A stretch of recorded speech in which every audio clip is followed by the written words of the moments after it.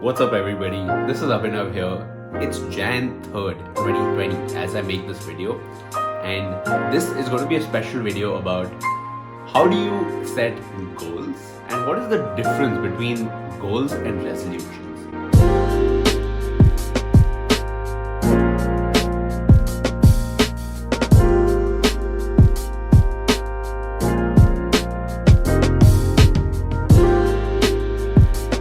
Now, I don't know what your experience with resolutions has been, but personally, as a kid, I would always hear it around me where people are like, oh, Happy New Year, what is your resolution this year? And as a kid, I didn't really know what that meant. So usually I would say something, I would set that as my resolution. And then by the time it was the end of January, I would find that that resolution has faded. Firstly, because nobody cares about resolutions beyond that point. But also, my initial setting up of this goal or resolution wasn't strong enough. And over time, what that did to me was it made me feel like I couldn't really control the goals I wanted to set.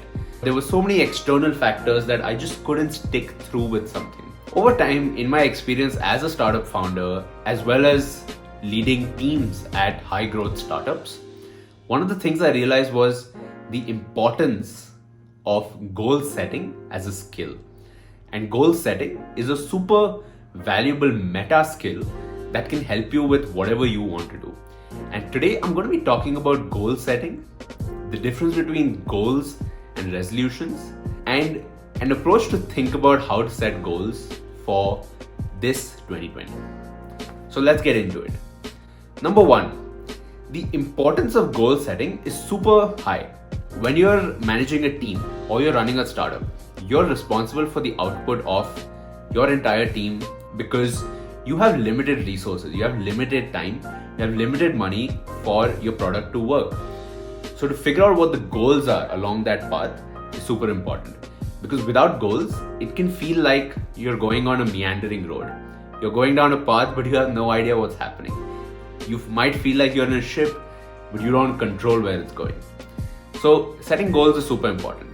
And this is not just true at a big organizational level when you're working with teams, but also at a personal level. Now, one of my favorite quotes around this is by Jim Rohn. And what he says is, your level of success will seldom exceed your level of personal development, because success is something you attract by the person you become. And the second quote that I really like around this is, without a goal, you can't score. Now, it's the start of a new year, a fresh new start to this year as well as this decade. And it can be easy to get into the cynical mindset about what's the point anyway? What's the deal? Because a new year is just an arbitrary milestone. Like, time just keeps going. We chunk it into years just to make sense of things. But a new year can be a good mental framework for a fresh start, which is why goals at the beginning of the year can be very interesting to do, to set your intention for how you want the rest of the year to go. But once you get better at goal setting, this is something you can do anytime throughout the year. You need to pick a goal, and when you pick this goal, you need to start with why, right? One thing that I've observed is that it's very easy to pick up desires.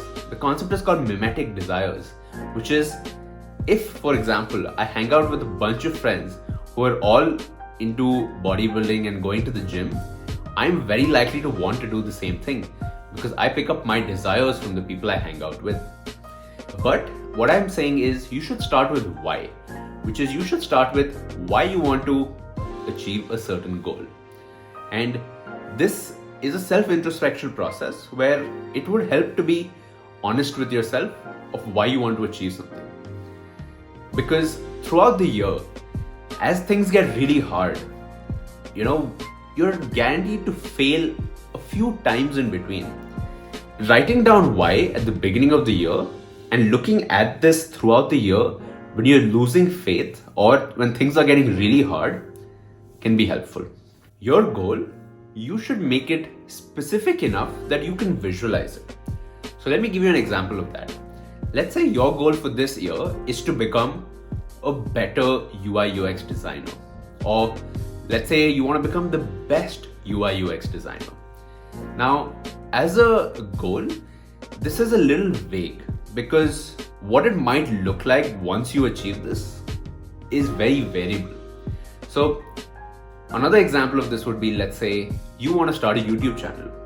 So instead of a goal which says, I want to get into YouTube or I want to be a big YouTuber, a more specific goal would be to say, I want to hit 5,000 subscribers by the end of this year.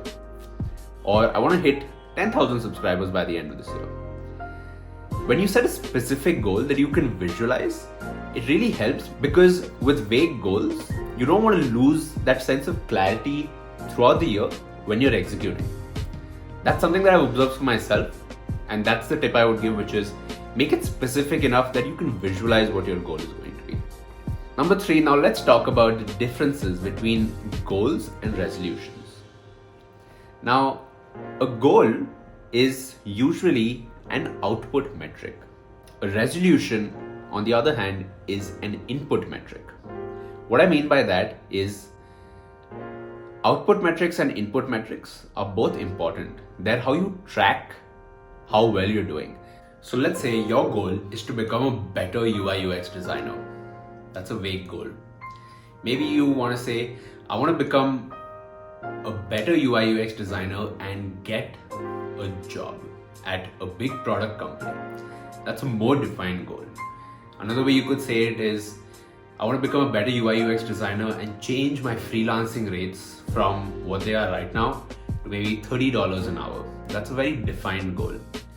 Now, as a goal, that's great. But the input metrics around this, to become a better UI UX designer, you would probably need to practice a certain amount every day. So input metric would be the actionable thing that you can define such that you put in that amount of work every single day and you get the output eventually. You always want to reframe your resolutions and goals such that you're not worried about the output, but you're worried about the thing that you can control, which is your input and your action every single day. So for example, let's say your goal is to build a YouTube channel. You want to get to 10,000 subscribers this year. 10,000 subscribers a year is maybe 1,000 subscribers a month, right? The way you get more subscribers is by putting more videos. So then your input metric becomes how many videos am I uploading every month or videos uploaded every week. And the most addictive feeling is the feeling of progress, of being on a momentum high where you know that I've been putting in some amount of work and it's climbing. My momentum is climbing. That's the best way, in my opinion, to go about it, because then you're not worrying about the outcome, whether you're going to be successful or not. All you're worrying about is, today, how do I move closer to my goal? To summarize this video, goal setting is an important meta skill that you can apply to many parts of your life, whether it's working with teams or working as an individual. We are getting a fresh start right now, which is a good mental mindset to set intentions for how you want the rest of your year to be. Pick a goal and start with why. Start with why you want to achieve this goal, because when things get really hard, you want to be able to look at your why, and that should motivate you. Make your goal specific enough that you can visualize it. Don't keep it vague. Keeping it specific helps you get closer and understand it better. Now that you have your goal, which is the final output, figure out what your input metrics are going to be. These are going to be the things you do every single day, and these are going to be the things that you track over time. As long as your input metrics are in place, you're going to achieve your final goals. Thanks a lot for watching. This is my first video of 2020. If you've watched this video so far, I want you to leave a comment below about what your goal is going to be. And if you're having trouble figuring out what your input metric is, let me know and I'll try to help in the comments. And finally, if you liked this type of video, this is kind of a new style of video for me. Usually I talk a lot about specific things like design and startups, but I want to start getting more into the mental mindset of how do you become a person who is successful at these things. Thanks a lot for watching, and I will see you in the next video. Bye-bye.